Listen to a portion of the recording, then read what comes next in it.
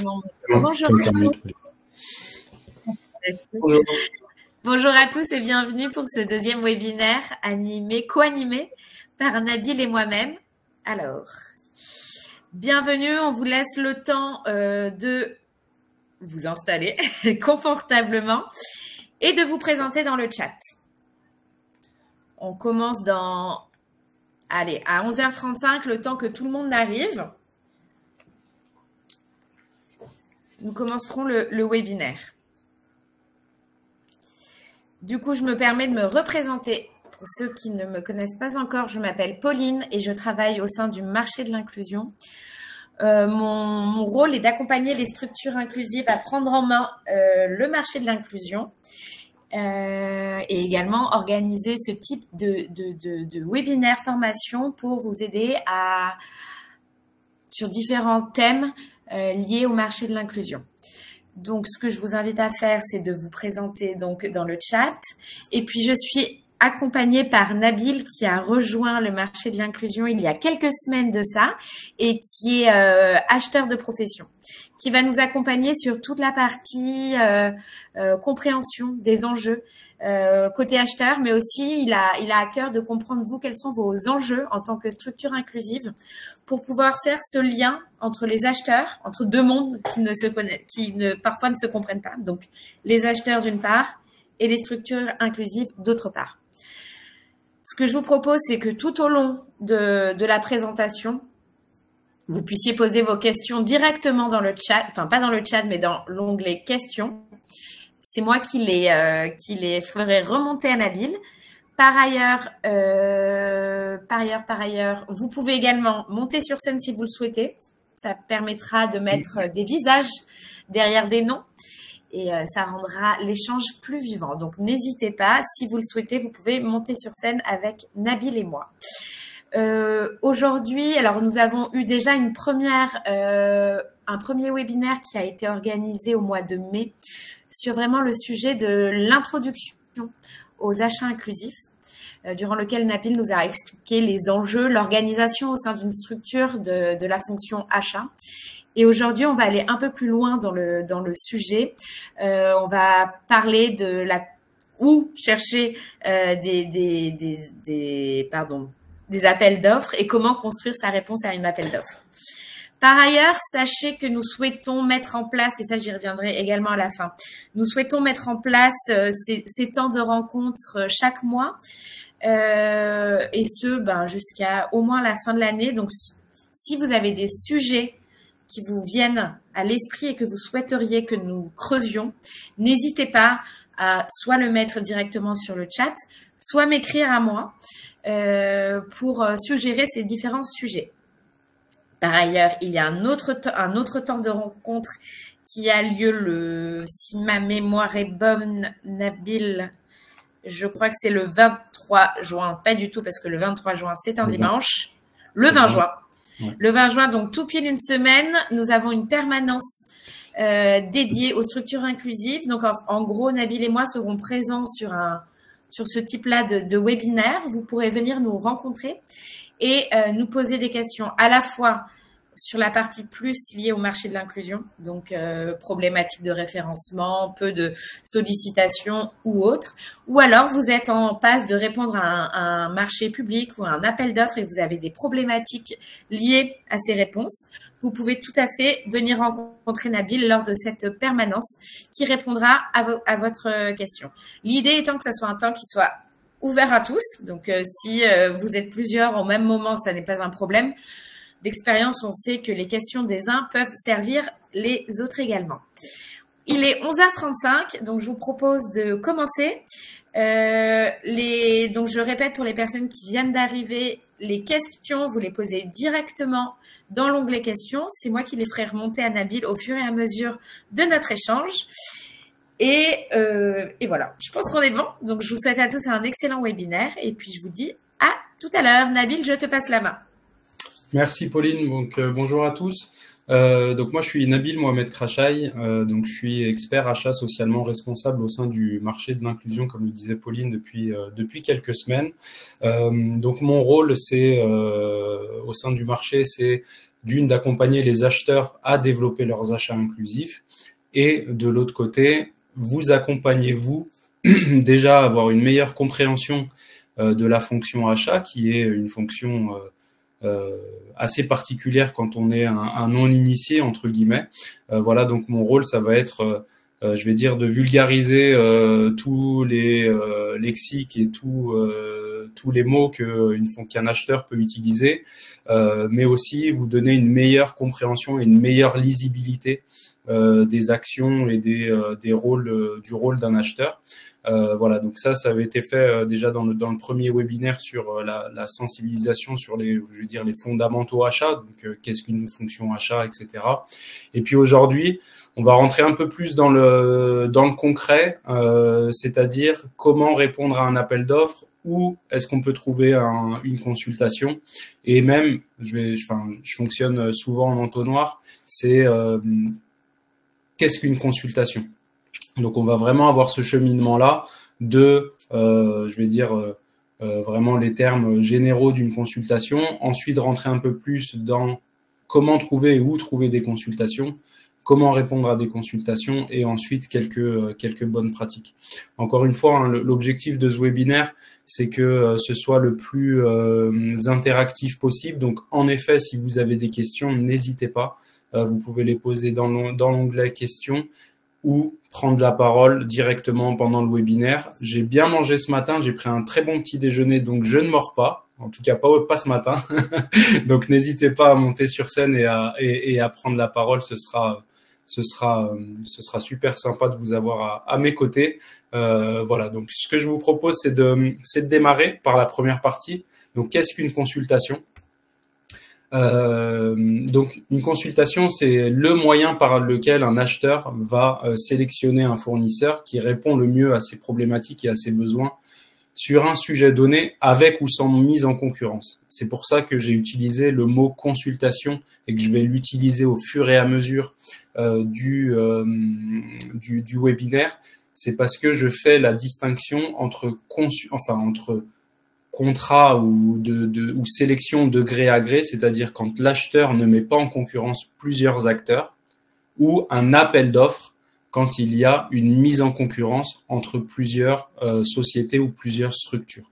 Donc c'est pour ça que là je parle d'une consultation au sens large, parce que on a entre guillemets le même cheminement, et du coup je préfère faire large plutôt que de me focaliser sur la partie mise en concurrence, parce que la seule chose qui change quand on est mis en concurrence, c'est qu'on n'est pas seul, et que du coup il faut, je vais dire, mieux répondre, ou en tout cas arriver à mieux se mettre en avant que les autres. Donc sur une consultation, il y a 3 composantes essentielles. Il y a le contexte, les besoins et les objectifs. Le contexte, c'est quoi? Du coup, c'est déjà une présentation de l'acheteur et de la société ou de l'organisation publique qui est représentée. L'environnement, c'est-à-dire dans quel contexte l'appel d'offres arrive ou la consultation arrive. Les problématiques rencontrées et les événements, par exemple, survenus. Qu'est-ce qui a amené à lancer cette consultation? Voilà, ça, c'est vraiment toute la partie contextuelle qui va vous permettre de mieux comprendre l'environnement dans lequel l'acheteur se situe, quelles sont ses problématiques, quel est l'environnement dans lequel il évolue, et ensuite arriver aux besoins. Donc le besoin, c'est les descriptions de l'objet de la consultation. Par exemple, je prends un sujet entre guillemets classique, espace vert. Ben voilà, le besoin, ça va être la tonte ou la taille des différents arbres, pelouses, etc. de l'acheteur sur un site ou sur plusieurs sites. Et donc là, ça va être l'objet de la consultation. Ensuite, on va rentrer plutôt dans la fréquence. Donc, par exemple, tonte tous les mois ou tous les 3 mois, etc. Et ensuite, les modalités d'exécution. Ça va être, par exemple, ramassage de la tonte à chaque fois, etc. Donc ça va vraiment être le besoin. Ça va vraiment être le cœur, entre guillemets, de la consultation. Et ensuite, on passe à la partie objectifs. Donc, les objectifs, c'est d'une, quels sont les objectifs de la prestation, mais aussi avec quel niveau de service attendu, les modalités de suivi également. Donc, par exemple, ce sera un comité de pilotage mensuel, un comité de pilotage trimestriel ou une évaluation de la prestation une fois qu'elle sera terminée, etc. Et ensuite, les pénalités associées si, par exemple, les niveaux de service attendus ne sont pas respectés. Les pénalités, c'est pas, entre guillemets, tout le temps qu'il y en a, mais il peut y en avoir. Et ça fait partie des objectifs et, entre guillemets, de la partie exécution des prestations et du contrat qui vous liera avec un acheteur. Je ne sais pas s'il y a des questions à ce stade. Pas pour le moment, juste une de Yannick qui demandait si ils recevront le PowerPoint à l'issue du webinaire. Alors je réponds à haute voix, oui, vous aurez un lien pour avoir accès à cette présentation. Par ailleurs, vous aurez également un lien pour pouvoir regarder l'enregistrement de cet échange. C'est bon, Nabil, tu peux y aller. Super. Donc, où trouver des consultations? Alors, je fais la scission volontairement entre les acheteurs privés et les acheteurs publics parce que, compte tenu de la réglementation, notamment sur les achats publics, un acheteur public n'a pas les mêmes devoirs, ou je veux dire même les acheteurs privés n'ont pas les mêmes devoirs et les mêmes règles à respecter qu'un acheteur public. Donc c'est ce que je mets, c'est compte tenu de l'absence de réglementation sur les achats privés. Alors c'est pas sur la partie contractuelle, c'est vraiment sur comment est-ce qu'un acheteur privé doit faire ses achats ou peut faire ses achats. Il n'y a pas de réglementation au même titre que la commande publique aujourd'hui. Donc, c'est les acheteurs privés qui déterminent comment est-ce qu'ils veulent faire leurs achats et donc comment est-ce qu'ils doivent lancer leur consultation et à qui, etc. Ça, c'est vraiment, je vais dire, de la tambouille interne, si je peux me permettre le terme, mais c'est vraiment l'acheteur privé qui va définir son process achat et sa politique achat.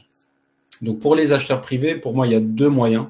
Il y a le marché de l'inclusion, parce que nous, on fait vraiment ce travail-là de prospection et de déploiement et de développement des achats inclusifs auprès des acheteurs privés, aussi des acheteurs publics, mais aussi des acheteurs privés.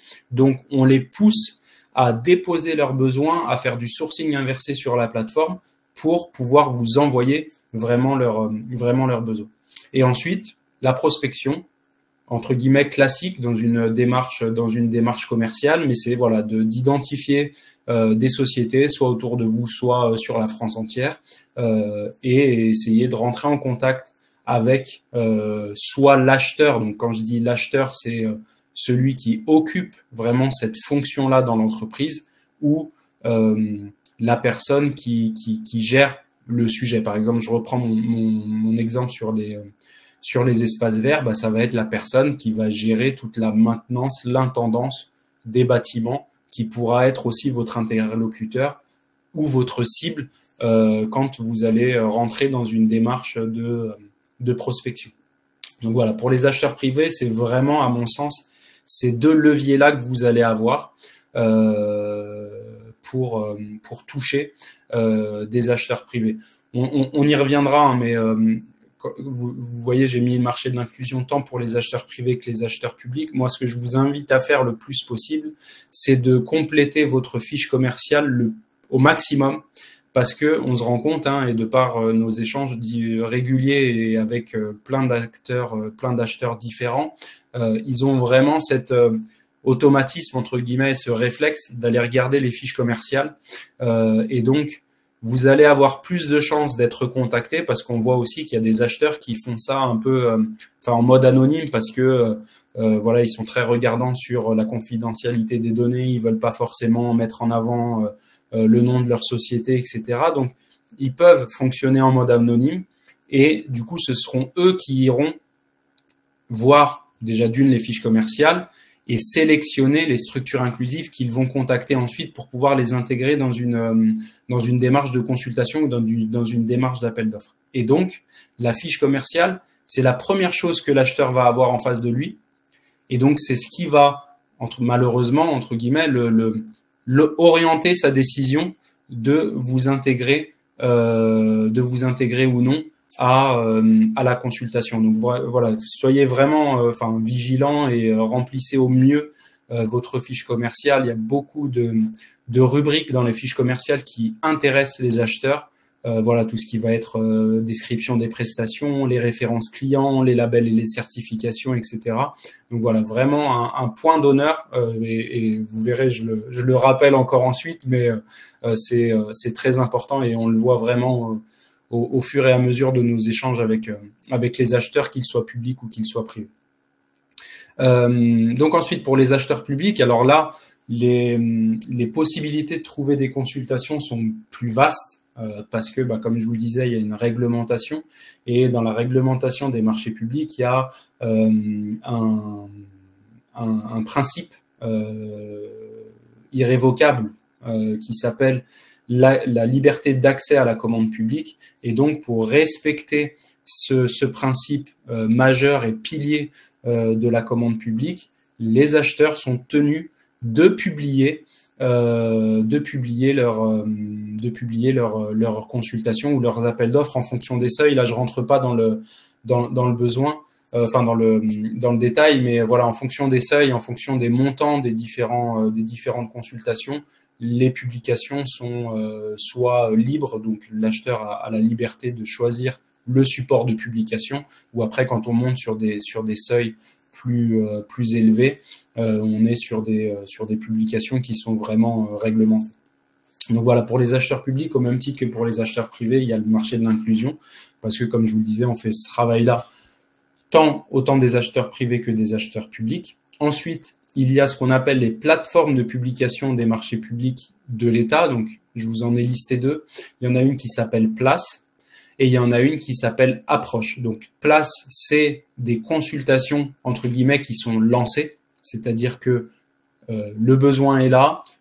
C'est le moment de pouvoir télécharger tout ce qui est dossier de consultation et ensuite avec un délai de remise des offres qui est, je vais dire, assez court, entre guillemets, mais en tout cas, c'est vraiment un besoin concret qui est déposé par un acheteur public. Et ensuite, il y a la plateforme Approche qui, elle, sert à déposer des projets.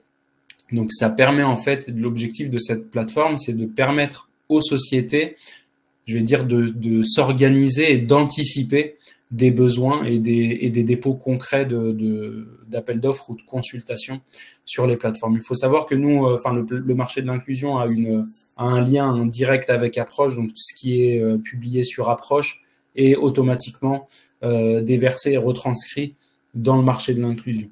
Mais ça peut valoir le coup d'aller faire un tour pour voir comment est-ce que ça se matérialise. Ensuite, il y a ce qu'on appelle les profils acheteurs. Et en fait, les profils acheteurs, donc c'est, je veux dire, l'espace d'un acheteur public où c'est là où il va déposer ses besoins et ses consultations.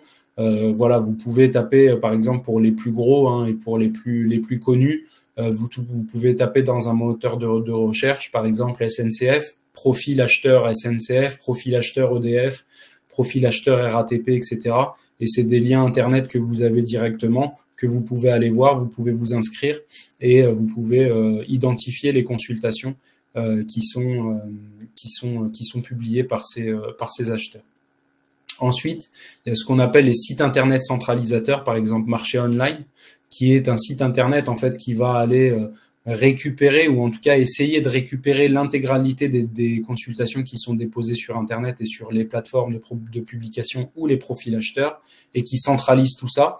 Alors, ça centralise pas tout malheureusement, mais ça peut être aussi un moyen de ne pas, je vais dire, vous éparpiller entre plusieurs plateformes de publication et plusieurs profils. Et enfin, il existe aussi des cabinets d'accompagnement en marché public qui vont eux faire ce travail en fait de veille sur des consultations qui pourront vous correspondre.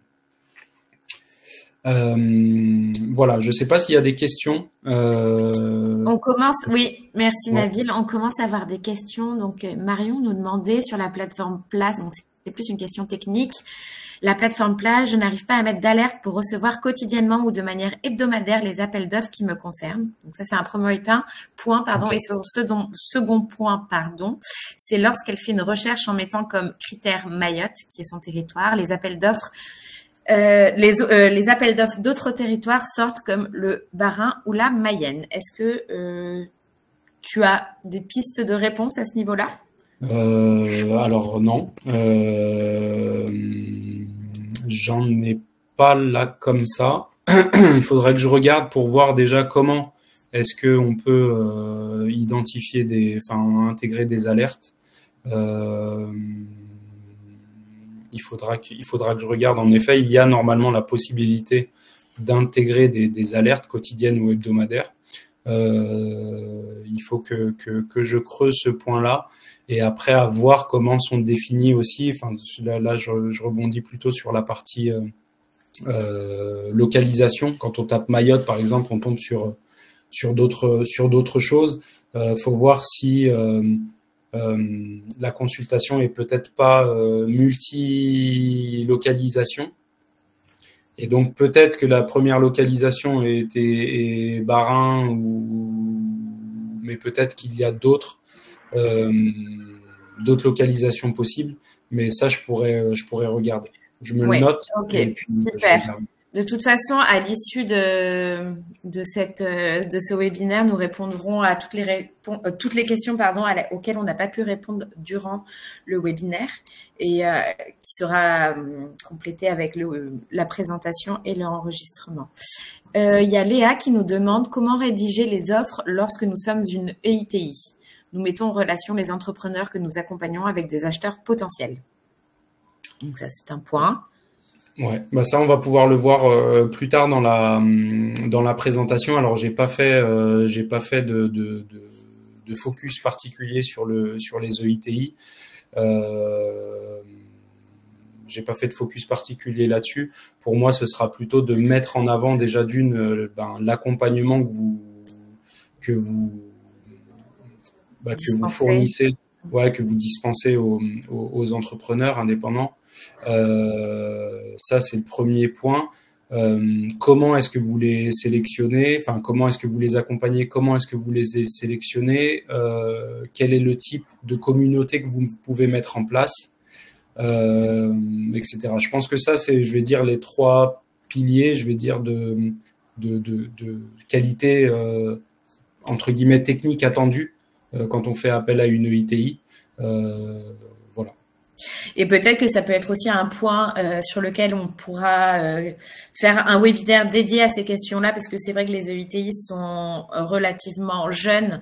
C'est un type de structure qui est récente, et donc peut-être qu'il y a moins d'historique que les autres structures, les autres SIAE. Et enfin, il y a Philippe qui nous dit qu'il a une veille effective, donc j'imagine que c'est sur le marché de l'inclusion depuis le 1er janvier et aucun appel d'offres identifié à ce jour dans les Deux-Sèvres. Alors, pour répondre à ce point, c'est vrai qu'aujourd'hui, on travaille, notre équipe travaille à aller frapper à la porte d'un maximum d'entreprises privées, mais aussi d'institutions publiques pour présenter les achats inclusifs sur l'ensemble du territoire français. Donc, c'est vrai que certains territoires sont, je dirais, plus longs à activer que d'autres. Philippe, mon seul conseil, ça serait de rester patient et de rester actif sur le marché de l'inclusion pour pouvoir répondre le cas échéant. Nabil, je te laisse prendre la suite. Yes. Donc, on va passer sur comment répondre à des consultations. Déjà, avant de vous dire comment on peut répondre à une consultation, déjà, on va passer sur les documents constitutifs d'une consultation, parce que il y a pléthore de documents et des fois, on ne sait pas trop à quoi ça correspond et on peut être un peu noyé dans la masse d'informations qui sont communiquées par les différents acheteurs. Là encore, je fais le distinguo entre les acheteurs privés et les acheteurs publics parce que, encore une fois, la réglementation impose aux acheteurs publics un certain formalisme et un certain nombre de documents obligatoires dans ce qu'on appelle le dossier de consultation des entreprises. C'est ce que vous avez tout en bas. C'est vraiment, en fait, le dossier de consultation, c'est tous les documents d'une consultation qui sont compilés par l'acheteur et ensuite qui sont mis sur les différentes plateformes. Donc pour les acheteurs privés, il y a, je vais dire, trois grands documents. Il peut y avoir des annexes, etc. Dans certains cas de figure, mais là l'idée c'est vraiment d'avoir, je vais dire, le socle. Ensuite, en effet, ça peut évoluer, mais au moins ça va être vraiment la colonne vertébrale des consultations. Donc pour les acheteurs privés, on a le cahier des charges qui correspond au descriptif du besoin, mais aussi le contexte, les objectifs, etc. Ensuite, la grille de tarifs. Donc ça, c'est ce qu'on appelle soit le BPU, donc le bordereau de prix unitaire, soit la décomposition forfaitaire. Ça permet en fait aux fournisseurs, donc vous, d'intégrer vos prix conformément à la forme demandée par l'acheteur. L'acheteur, en fait, il a l'habitude, entre guillemets, de construire une grille pour pouvoir en fait formaliser la réponse des fournisseurs pour lui permettre de mieux les analyser derrière et de mieux les comparer. Et ensuite, alors certains acheteurs privés le font et certains non, mais c'est ce qui va être projet de contrat, donc c'est le document contractuel sur lequel s'appuiera la relation et régira vraiment les droits et les devoirs de chacune des parties. Voilà, donc ça c'est optionnel parce que certains acheteurs ne le mettent pas. Moi j'ai plutôt tendance quand j'étais acheteur, j'avais plutôt tendance à le mettre parce que ça permet aussi aux fournisseurs d'anticiper le contrat et pouvoir faire déjà une première relecture et identifier s'il y a des sujets qui ne correspondent pas, je vais dire, à l'ADN ou au mode de fonctionnement de sa structure.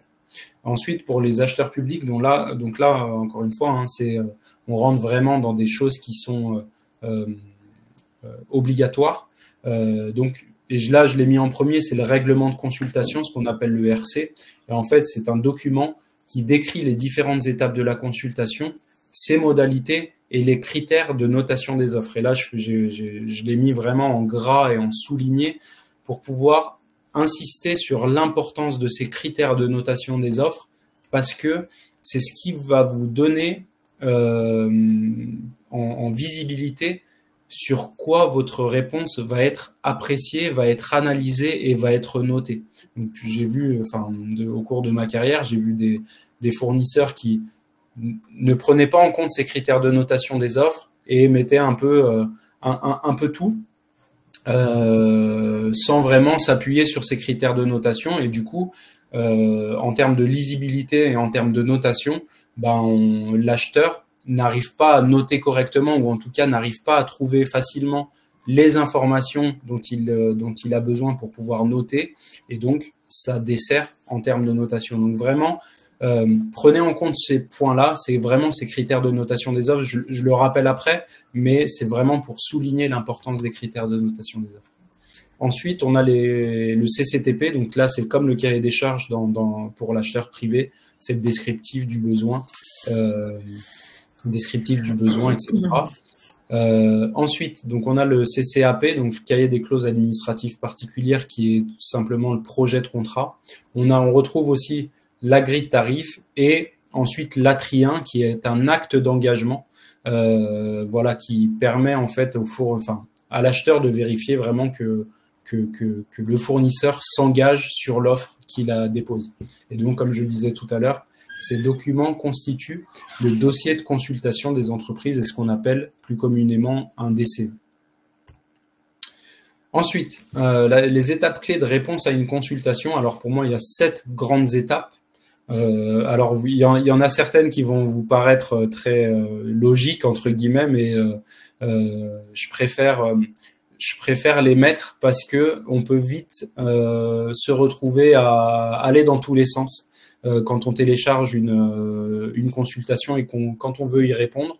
J'ai vu pas mal de fournisseurs aussi télécharger un dossier de consultation et essayer de répondre aller directement dans la réponse à l'appel d'offres sans avoir pris le temps de lire tous les documents et partir du principe qu'ils ont téléchargé une consultation sur leur périmètre d'activité, donc ils vont y répondre.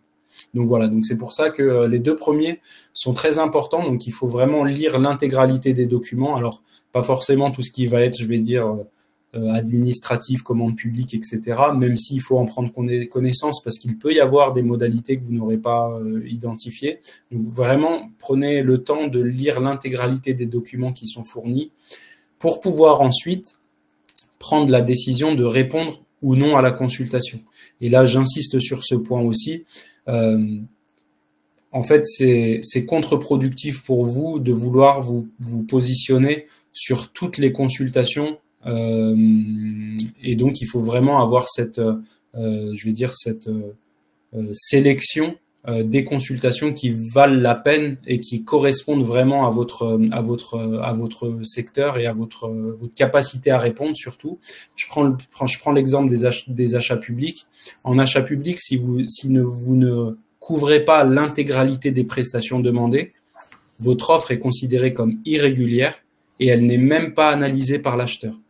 Donc, vous aurez travaillé d'arrache-pied pour rien parce que votre offre ne sera même pas analysée par l'acheteur. Donc voilà, c'est vraiment pour ça que je mets cette étape comme une étape clé, parce que il vaut mieux prendre le temps et focaliser votre énergie sur une consultation qui vous correspond et qui corresponde vraiment à votre capacité à intervenir, plutôt qu'à essayer, entre guillemets, ou en tout cas d'espérer d'être sélectionné sur une partie et malheureusement ce ne sera pas le cas par un acheteur. Ensuite, en 3e étape, on a la structuration de la réponse. Donc c'est vraiment, je vais dire, le plan de réponse. Donc comme je le disais tout à l'heure, sur la base des critères de notation, parce que c'est ça qui va vous permettre d'identifier les points importants et les points majeurs d'appréciation des offres par l'acheteur. Et aussi par rapport au CCTP, donc par rapport aux besoins et par rapport aux objectifs attendus.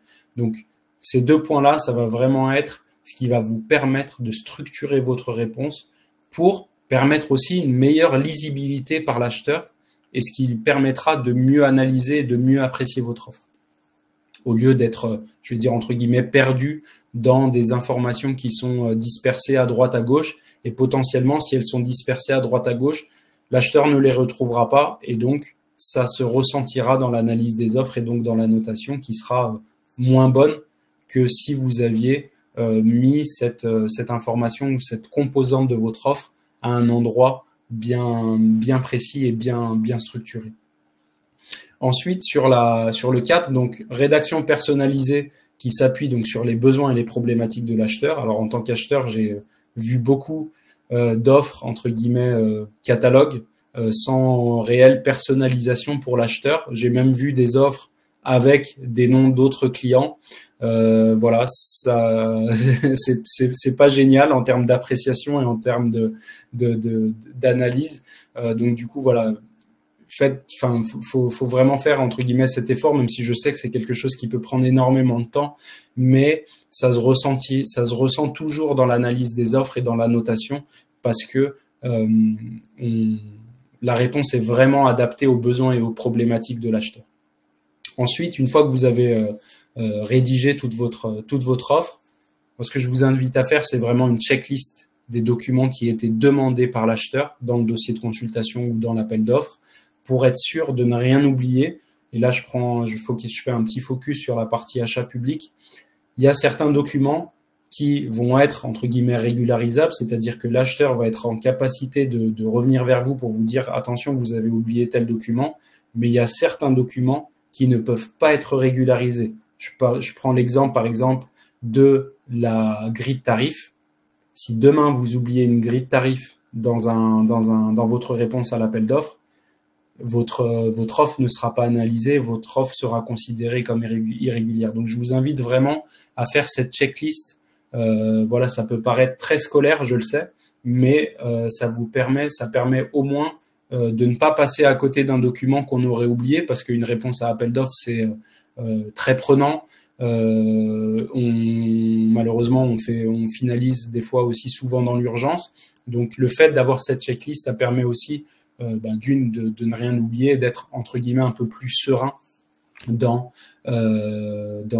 votre réponse et dans votre démarche de réponse.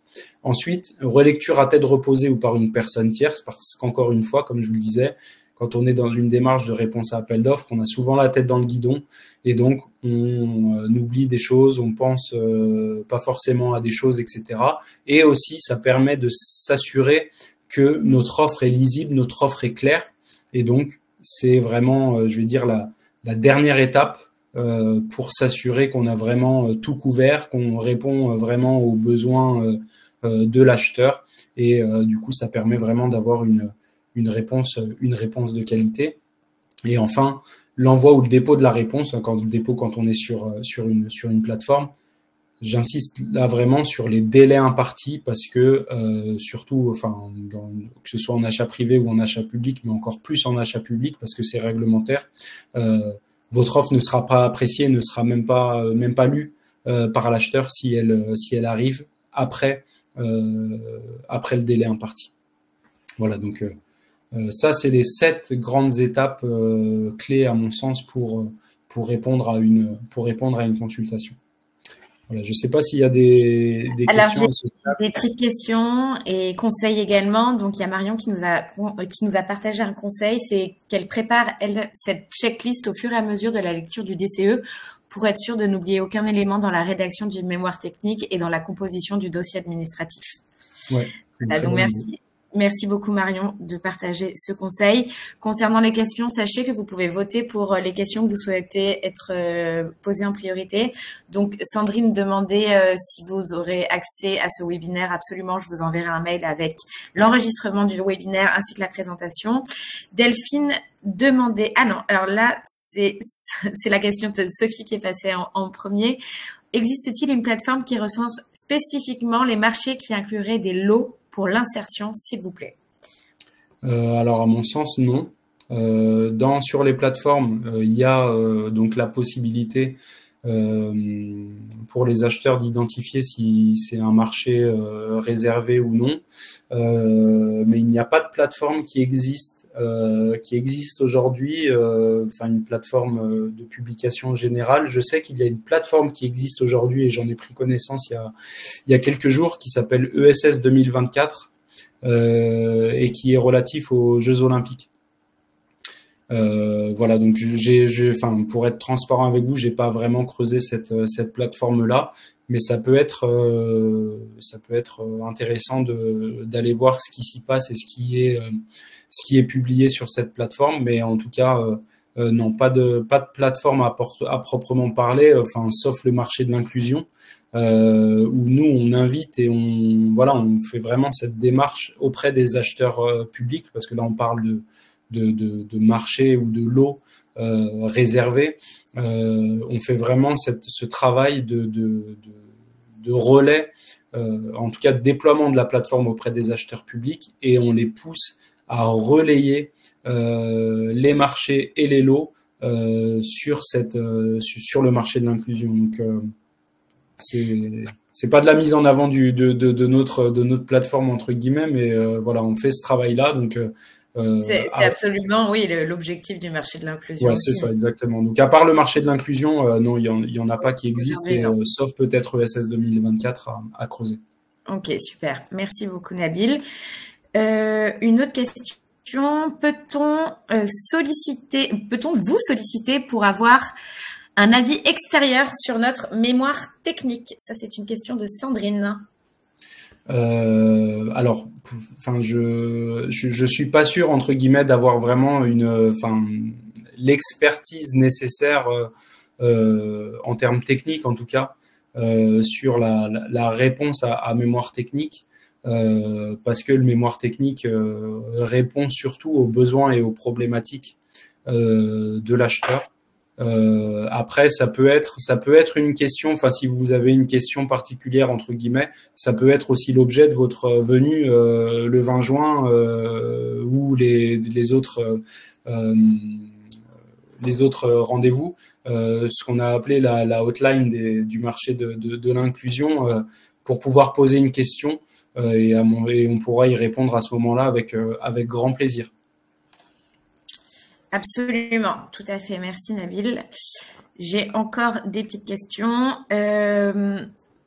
Alors, lorsqu'il s'agit d'un marché reconduit et lorsqu'on a perdu le marché, peut-on avoir les informations sur l'entreprise qui a obtenu le marché et connaître le budget alloué? Ou, si ce n'est pas le cas, à qui faire la demande? Ça, c'est une question de Tania.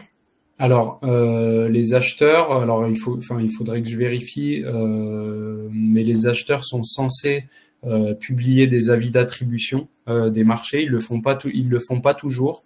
Donc vous pouvez toujours poser la question à l'acheteur directement, soit pour être informé lorsque l'avis d'attribution sera publié, ou pour avoir l'information. Merci beaucoup, Nabil. Hop, et je continue sur les questions. Paf. Delphine nous demande s'il existe des mises en relation avec des co-traitants pour des réponses d'appel d'offres en lot. Alors, sur place, vous avez la possibilité de vous inscrire à la bourse de la co-traitance. Alors, en pratique, je ne sais pas trop comment ça fonctionne, mais en tout cas, vous avez la possibilité de vous inscrire en tant que co-traitant. Et sur le marché de l'inclusion aussi, vous avez un bouton en indiquant que vous pouvez être intéressé par la co-traitance. Oui, absolument, que vous souhaitez répondre en co-traitance. Et puis par ailleurs, dans le cadre de marchés publiés sur le marché de l'inclusion, vous pouvez aussi contacter ou Shamseddine ou moi si vous souhaitez répondre soit de seul, soit de manière, dans le cadre d'un groupement momentané d'entreprise, par exemple, pour que nous puissions faire le relais, nous, de notre côté. Parce que généralement, nous allons chercher les structures qui souhaitent répondre et ensuite, nous les mettons en relation. Par ailleurs, très bientôt, nous mettrons en place des webinaires sur le sujet des groupements momentanés d'entreprise, comment les constituer et comment se mettre en relation les uns avec les autres. Pardon, une autre question de Catherine. Bonjour, je suis en train de répondre à un appel d'offres et il n'est pas fait mention de présenter un mémoire technique.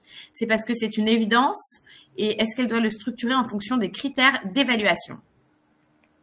Alors, entre guillemets, oui, c'est une évidence. Après, mémoire technique, c'est un terme qu'on utilise pour, je vais dire, le document qui va reprendre comment est-ce que vous allez répondre aux prestations demandées ou aux produits demandés. C'est vraiment la mise en avant, entre guillemets, de l'offre. Je veux dire, c'est l'offre commerciale, on appelle ça un mémoire technique, mais ça peut prendre, il y a plusieurs termes qui peuvent être utilisés. Et ensuite, je le structure en fonction des critères d'évaluation, oui, pour que vous puissiez déjà vous avoir une vision de ce qu'attend l'acheteur et sur quels éléments va être apprécié votre offre. Et le mieux, et en plus de ça, en le structurant de cette façon, ça permettra à l'acheteur de retrouver l'intégralité des éléments pour chaque critère de notation. Sachant que là je parle de critères de notation, mais dans les critères de notation, il y a aussi des sous-critères. Par exemple, critères techniques avec la pondération associée, parce que je n'ai pas parlé de pondération, mais l'acheteur doit indiquer, les acheteurs publics, les acheteurs publics doivent indiquer la pondération entre les différents critères. Donc, par exemple, je prends le critère technique qui est pondéré à 60%, le critère prix qui va être pondéré à 30% et le critère RSE, par exemple, qui va être pondéré à 10%. Ça vous donne la vision, la visibilité sur qu'est-ce qui est vraiment important, entre guillemets, pour l'acheteur grâce à cette pondération. Et en plus, dans chaque critère, donc je reprends par exemple le critère technique, il va y avoir des sous-critères. Par exemple, quelles sont les machines utilisées, comment est-ce que sont formées les personnes qui vont intervenir pour la réalisation des prestations, etc., etc. Donc ça, c'est vraiment des sous-critères qui vous permettent de, entre guillemets, mieux structurer et mieux répondre à l'appel d'offres et à la consultation. Super, merci beaucoup Nabil. Ce que je te propose, c'est il nous reste quart d'heure, un gros quart d'heure, de reprendre ta présentation et puis les questions, on verra si on a le temps de les aborder à la fin. Puis par ailleurs, je me permets d'insister sur notre permanence qui aura lieu le 20 juin, durant laquelle vous pouvez vous inscrire et vous pouvez poser vos questions personnelles, professionnelles à Nabil directement. Je vais vous renvoyer le lien directement de cette invitation. Et Nabil, je te propose de reprendre la présentation qui a sauté. Ouais, c'est normal, mon PC ça allait s'éteindre, donc j'arrive. Ok, pas de souci. C'est les aléas du direct. Je ne sais pas si vous voyez mon écran. C'est bon, ouais, nickel, tu peux reprendre. Donc, en termes de bonnes pratiques, alors celle que j'ai évoquée au démarrage du webinaire, mais c'est vraiment le fait de remplir la fiche commerciale, parce qu'encore une fois, et on le voit de plus en plus, les acheteurs ont vraiment ce réflexe Je me permets juste, Nabil, il y a un petit grésillement. Je pense que c'est de ton côté. Est-ce que tu as fait un changement avec ton micro? Possible. Alors, attends, hop. Bon, c'est pas très gênant, mais voilà, c'est déjà mieux. Ok. C'est mieux là? Non. Alors, attends. Je vais mettre mon casque. Ce sera plus simple. Je suis désolé. Pas de souci.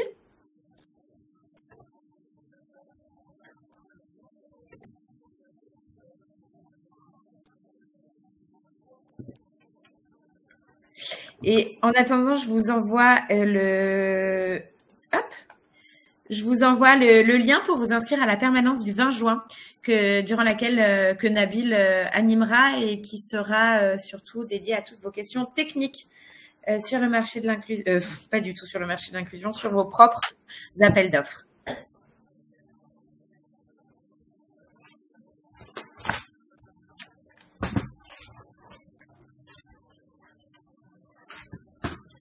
Alors, j'essaye de connecter mon... Après, je ne sais pas s'il n'y a que moi qui entends ce grésillement et auquel cas, c'est pas très grave. Et puis, si ça marche pas, tant pis. C'est pas grave, Nabil. On reprendra. On prendra C'est très bien là. Là, c'est parfait. Vous l'entendez aussi, donc je ne suis pas la seule. En revanche, nous avons perdu Nabil. Nabil? Vous m'entendez? On t'entend. C'est bon, tu peux reprendre. Ah non, on a perdu Nabil. Qui revient. Ouais, désolé. Il n'y a pas de souci. Super. Hop. Hop. Voilà. C'est bien mieux le son. Merci Nabil, tu peux reprendre ta présentation. Super. Donc, c'était les bonnes pratiques. Ici, yes. Voilà, donc sur la fiche commerciale, donc ça j'en ai déjà parlé, mais voilà, on voit vraiment que de plus en plus les acheteurs prennent connaissance des fiches commerciales. Voilà, donc je mets un point d'honneur aujourd'hui parce que je pense que ça peut également, je vais dire, faciliter le fait qu'un acheteur vous intègre, par exemple. Je pense notamment aux acheteurs privés. Qu'un acheteur privé ou un acheteur public même vous intègre dans les fournisseurs qu'il consultera. Ensuite, je parlais tout à l'heure de la capacité à couvrir tout le périmètre d'une consultation. Il y a donc deux possibilités.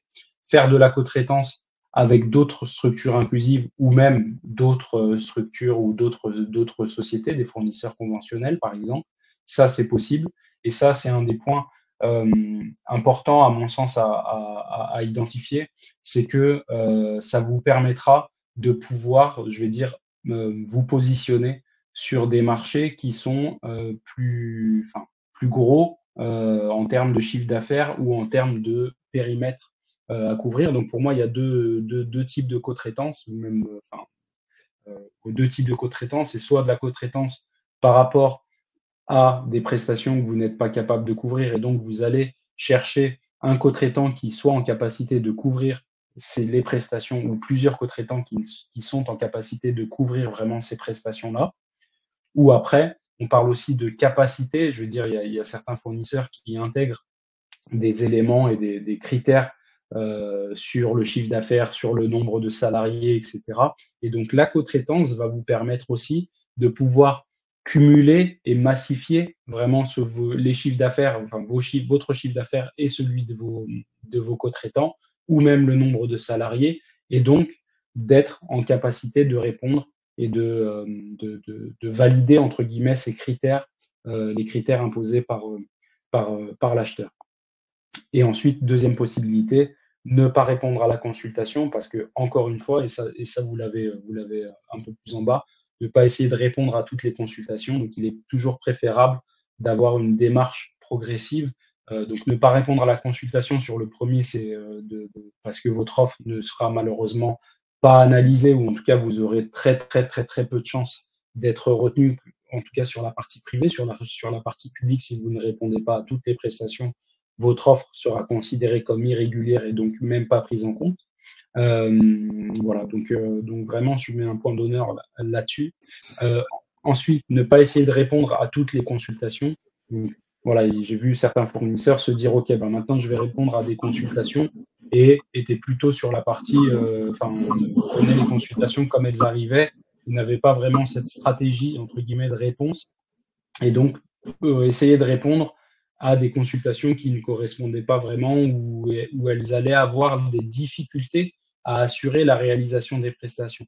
Donc voilà, moi je préfère voilà, intégrer en bonne pratique le fait d'être dans une démarche progressive pour pouvoir déjà d'une se roder aussi à la réponse aux consultations, parce que c'est un exercice particulier. De deux, ça permet aussi de gagner des consultations, mais avec, je vais dire, une sérénité, c'est-à-dire que vous serez serein sur votre capacité à assurer les prestations avec la qualité attendue par l'acheteur. Et ensuite, ça vous permettra aussi d'être dans cette démarche progressive en intégrant des références clients sur un même sujet. Et les références clients sont aussi gages de confiance et de qualité pour les acheteurs. Donc, il est toujours préférable de dire j'ai eu 10 clients sur, même si c'est un petit marché, au moins vous avez 10 clients satisfaits, plutôt que se dire j'essaye de répondre à un marché qui est bien trop gros pour moi et j'ai entre guillemets pas eu le temps ou pas eu l'opportunité d'avoir des références clients à mettre en avant. Ensuite, ça, on l'a vu tout à l'heure, en intégralité des documents, il faut bien vérifier qu'elles soient présentes dans la réponse avant de l'envoyer. J'aimais bien aussi le conseil qui a été donné pendant le webinaire, d'avoir aussi la checklist peut-être sur soit les critères de notation des offres, ou en tout cas les besoins ou les objectifs de l'acheteur, pour être sûr que dans votre réponse, vous y répondiez, vous répondiez point par point à chaque, que vous répondiez à chaque point et à chaque objectif et à chaque besoin de l'acheteur. Ça aussi, ça peut être vraiment intéressant, et je trouve que l'idée est très bonne. Ensuite, anticiper la date de remise des offres au mieux pour ne pas être dans l'urgence. Et ça, je l'ai vu beaucoup au cours de ma carrière, avec des fournisseurs qui déposaient les offres vraiment à la dernière minute, même à la dernière seconde. Alors, je ne vais pas dire que la date de remise des offres n'avait pas forcément été anticipée, mais il peut y avoir des aléas, soit dans les documents administratifs à fournir parce qu'on se rend compte qu'ils ne sont plus d'actualité, qu'ils sont périmés, soit parce que la personne qui doit signer l'offre, qui doit s'engager pour la structure, est en congé à ce moment-là. Donc, c'est vraiment des petits obstacles, mais qui peuvent mettre en péril le respect de la date de remise des offres. Et donc, comme je le disais dans les étapes clés de réponse à un appel d'offres, à une consultation, où il faut absolument respecter le délai de réponse imparti. Ensuite, faire des réponses personnalisées sur le fond et sur la forme. Ça, c'est ce que je vous disais, ne mettez pas entre guillemets une réponse que vous avez utilisée déjà pour un client précédent et que vous n'avez pas mis à jour et personnalisé pour la réponse à cette consultation. Et ensuite, la forme servira le fond. Donc, ne pas négliger la forme, parce que ça permet une meilleure lisibilité par l'acheteur. Et en plus de ça, j'ai échangé avec une acheteuse dernièrement qui m'expliquait que dans sa société, il y avait des points qui étaient attribués par rapport à la forme de la réponse.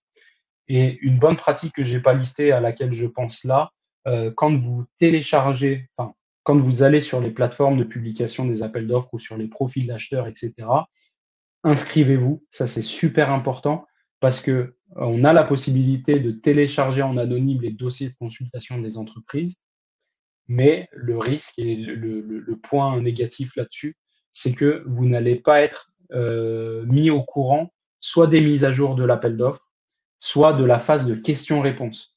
Parce que dans les appels d'offres, qu'ils soient publics, enfin public c'est obligatoire, mais en tout cas en privé on en met aussi, il y a un délai de questions-réponses, donc de questions qui peuvent être posées par les candidats ou les personnes, enfin les sociétés intéressées par une consultation, et l'acheteur doit y répondre. Et donc le fait d'être, de s'inscrire, de télécharger le dossier de consultation, et vous verrez, vous avez aussi une case à cocher pour être informé des mises à jour et des questions-réponses, etc. Ça, il faut aussi la cocher pour que vous puissiez avoir les réponses aux différentes questions et qui vous permettront, vous, déjà de mieux répondre à la consultation, parce que potentiellement, dans les questions qui seront posées, il y aura des sujets de fond, et d'avoir une meilleure compréhension du besoin. Et donc, il faut absolument être alerté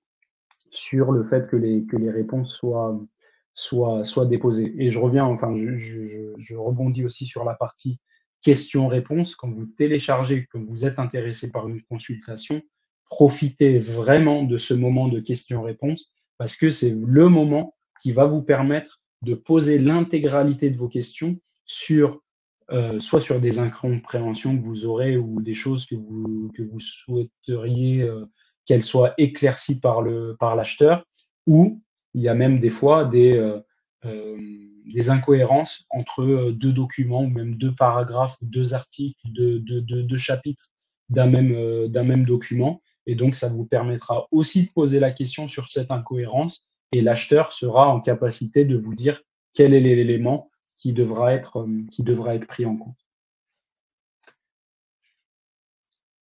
Voilà, c'est tout pour moi. J'arrête de parler. Tu monopolises la parole. C'est ça. Non, je rigole. Il y a Philippe qui est monté sur scène. Peut-être que Philippe, déjà merci. Bonjour Philippe. Bonjour Philippe. Est-ce que vous souhaitiez poser une question en direct? Hop. Je vous ai envoyé une petite demande si vous souhaitiez activer votre caméra et votre micro. Peut-être que c'était une erreur, mais en tout cas, on est ravis de vous avoir avec nous. Il y a encore quelques questions. On a 3 minutes. Ce que je propose, c'est peut-être que tu puisses répondre aux questions pour lesquelles il y a le plus de votes. Et puis ensuite, les questions auxquelles on n'a pas eu le temps de répondre, nous le ferons dans le cadre du mail qui vous sera envoyé avec la présentation et également l'enregistrement de cet échange. Alors, il y a Émilie qui demande si, en parlant de forme, il faut privilégier un format PowerPoint ou un format Word pour le mémoire technique. Pour avoir fait les deux, nous avons ce doute. Est-ce qu'il y a une bonne pratique, Nabil, concernant la forme, le format plutôt? Je vais dire le plus lisible en fonction. La particularité de PowerPoint, c'est que vous allez être en capacité de mettre, je vais dire, quelques points, d'identifier quelques points. La difficulté du PowerPoint, pour moi, c'est que vous n'allez pas forcément être en capacité de rentrer dans le détail et vraiment d'aller loin, entre guillemets, dans la présentation. Alors l'idée, c'est pas d'en faire des tonnes, hein. J'ai vu des mémoires techniques qui faisaient 50, 100, 150 pages, 200 pages. C'est pas nécessaire. Mais par contre, pour moi, le PowerPoint est un peu trop light, entre guillemets, sur la description et sur la réponse et sur l'explication. Moi, je privilégierais plutôt un format Word, et j'insiste aussi sur le fait de l'enregistrer en PDF avant de l'envoyer. Voilà, je pense que le Word, en tout cas pour moi, est le mieux, parce que ça permet aussi de mettre plus de choses en avant. Après, si vous êtes en capacité de le faire en format PowerPoint, vraiment voilà, en faisant soit des bullet points, soit des graphiques, soit des visuels, etc., qui répondent correctement aux besoins de l'acheteur. Ça peut marcher. Il n'y a pas vraiment de science exacte, mais en fonction de la complexité, en fonction du niveau de granularité et de précision que vous voulez avoir, c'est plutôt ça, à mon sens, qui va orienter votre choix entre le PowerPoint ou le Word. Merci Nabil. Il semblerait que Philippe soit parmi nous. Oui, c'est bon. Philippe, est-ce que vous avez... C'est bon. Bonjour. Bonjour. Bonjour. Est-ce que vous aviez une question, Philippe? Non, du tout. Non, voilà. Ok. Juste vous montiez sur scène. Merci de votre présence.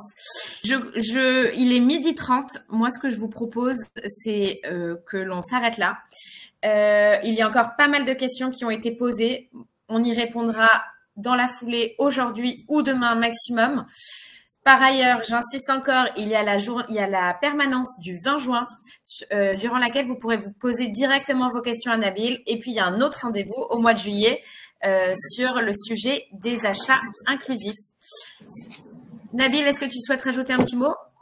Merci déjà pour votre participation. Voilà, merci aussi pour toutes les questions qui ont été posées parce que ça, en effet, ça me permet de préciser entre guillemets mes propos. Aussi, merci pour les conseils qui ont été donnés. Je vois qu'il y a pas mal d'échanges entre vous dans le chat. L'objectif de ces webinaires, c'est vraiment de pouvoir co-construire et vous apporter le maximum de valeur, que ce soit nous, côté marché de l'inclusion, mais aussi entre vous, faciliter ces échanges-là. Donc, merci pour avoir participé.